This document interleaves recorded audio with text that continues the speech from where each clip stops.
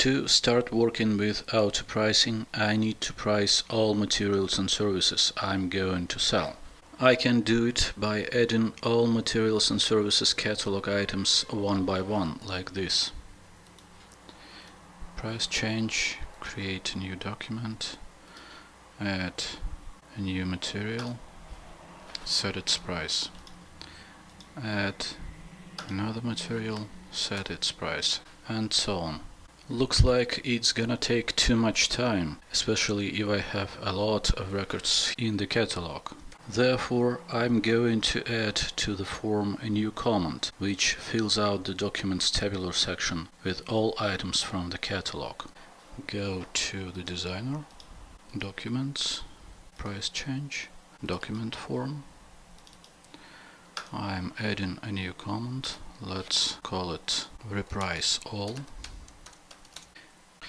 Now I'm placing it to this command bar and defining its action. I definitely need a server call here because I'm about to read the infobase data. I also need to fill the form with this data, so I want the form to be available on the server side. Therefore, I choose this option.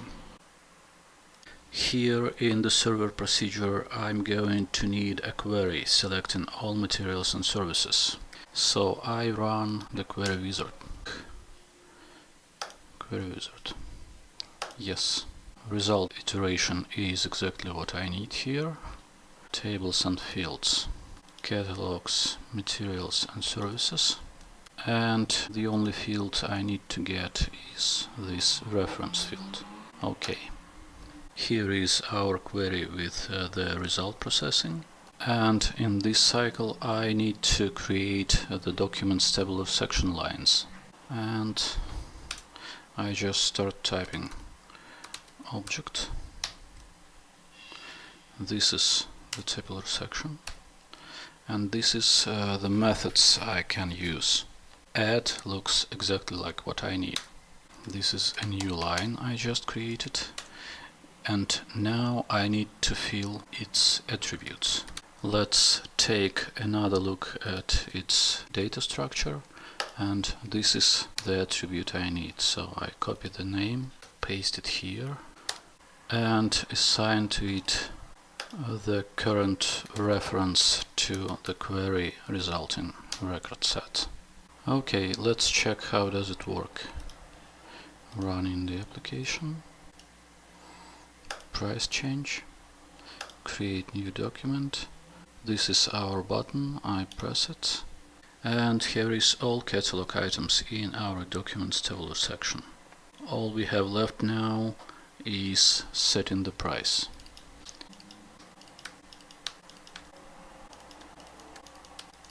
Okay, post and close. Let's check if the prices are in the information register. Inventory, prices, and here we go. This is our document, and these are the prices we just set.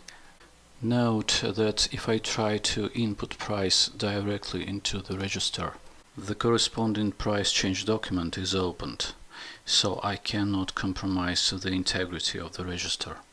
Okay, now we need to select the current price when the material or service is selected in the service document.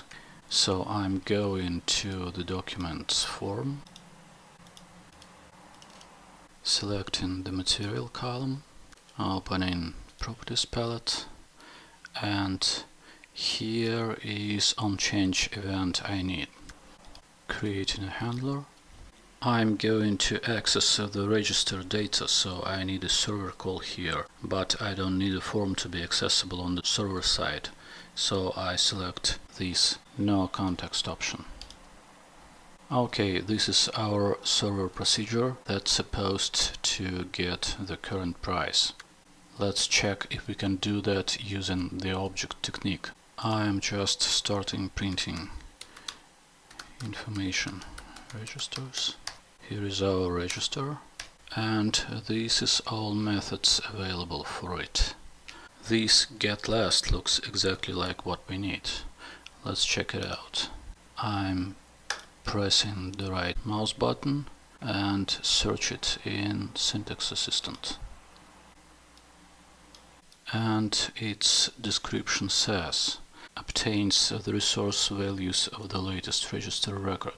This method returns structure, but we will get back to it later. Now let's check its parameters. The first parameter determines a point in time for which you need to get resource values. So basically this is the effective date of the price. And what we want to pass here is the date of the services document we are filling out. We need to get the date from the form, in other words from the client side, so I place a new parameter here called period. And I pass this parameter into this getLast method. On the client side, this date is right here, so I can pass object point date to this method. Now the second parameter. Syntax Assistant says it has type structure, and here is an example. So I'm just copying this fragment of text right here. Okay, what I need to specify in this structure? Structure containing the register dimensions filter.